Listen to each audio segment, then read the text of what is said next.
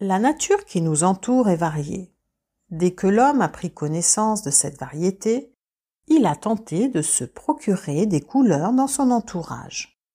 Dans l'Antiquité, il se couvrait de peau pour protéger son corps.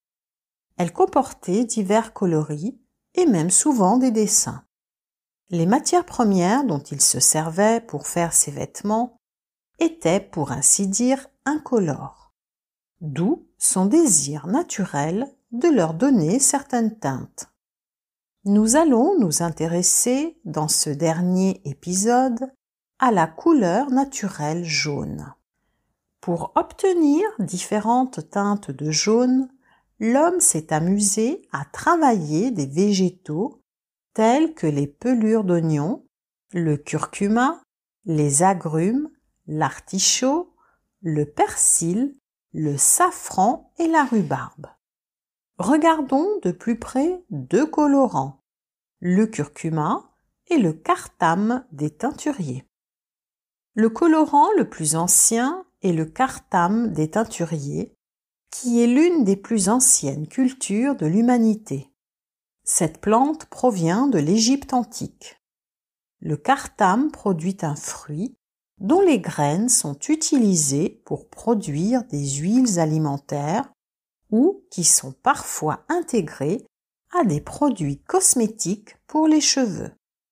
Les jeunes feuilles de cartame peuvent se manger crues. Et le bétail peut être également nourri avec cette même plante.